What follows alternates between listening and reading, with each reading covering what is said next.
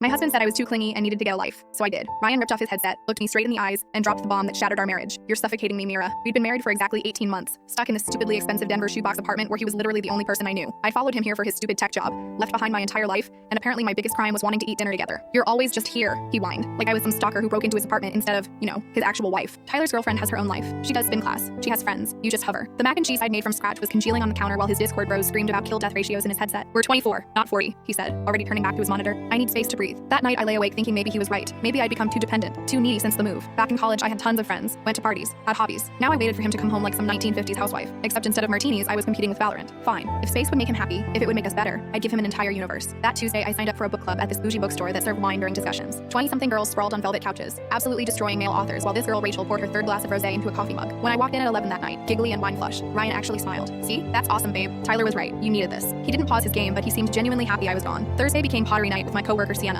taught by this guy River who definitely sold grass that made gorgeous ceramics. We'd get plastered on cheap wine, make deformed bowls, then stumble to the dive bar next door. Ryan loved it because Thursday was his clan's raid night, and now I wasn't there asking him to lower the volume. "This is perfect," he said once, not even looking up. We both get what we need. Saturday morning started with running group at 6 a.m. with these who looked like protein powder models but were surprisingly sweet. One of the guys called Brett started texting me about my improving form, which sounds innocent until you realize he texted good morning every single day. When our anniversary came and went without Ryan noticing because I was at pottery, I told myself this was healthy. My phone started becoming chaos with the messages. Hot girls read books, planning bottomless mimosas, pottery crew organizing gallery nights, running gang sending sunrise selfies. But I started noticing weird things. Ryan gaming until 4 a.m. now that I wasn't there to remind him about work. Dishes molding in the sink. Him wearing the same hoodie 5 days straight. "Babe, when's the last time you ate real food?" I asked once. "I'm good," he muttered, cracking another energy drink. "This is great, actually. We're both doing our thing." So I kept going even though something felt wrong, both of us pretending this was what we wanted. Then came the explosion. Jordan's vision board party went until 2 a.m. because her boyfriend made lethal cocktails that tasted like juice. When I stumbled through our door, covered in magazine clippings and craft glitter, Ryan was sitting in the dark like a Netflix true crime husband. "Just tell me who you're sleeping with." I laughed so hard I snorted. "What?" "One guy texts you about your form, another guy sends sunrise photos. Who's Jordan? Why were you at their apartment until 2? The absolute stupidity hit me like a truck. My running form, you paranoid disaster. Because unlike you, he notices when people accomplish things. I shoved my phone at him, sports bra recommendations, book club polls about problematic vampire boyfriends. "You wanted space. You got it. And turns out I'm actually amazing when I'm not begging for attention between raid bosses." His face started crumbling exactly when my phone buzzed. Rachel from book club. Emergency. Tyler's girlfriend just got caught with her spin instructor. He found them in his car in the gym parking lot. Ryan went white. "What?" I showed him the text. "Yeah, your perfect example. The girlfriend with her own life. She was banging her trainer the whole time." Tyler just called Rachel sobbing. The silence stretched between us. Tyler's girlfriend, the gold standard he'd thrown in my face, was actually cheating while I was just making ugly pottery and reading vampire novels. "I thought you were doing the same thing," he whispered. "No, you idiot. I was just trying to be who you said you wanted." Seeing him in that filthy hoodie, surrounded by empty cans, I realized we both lost something. "This went too far. I pushed you away," he said quietly. "And now you don't even need me. I was lonely. You were all I had here." My anger deflated. But completely abandoning each other isn't the answer either. We sat in the wreckage of our experiment. Both of us had gotten exactly what we asked for and hated it. Him drowning in his precious space. Me so busy I'd forgotten why I'd wanted his attention in the first place. "We need balance," I said finally. "I'll keep book club and running. You keep game nights. But we need to actually exist together sometimes." Now we have Wednesday date nights that neither of us skips. Last week he paused his game when I got home. How was book club? Small victories.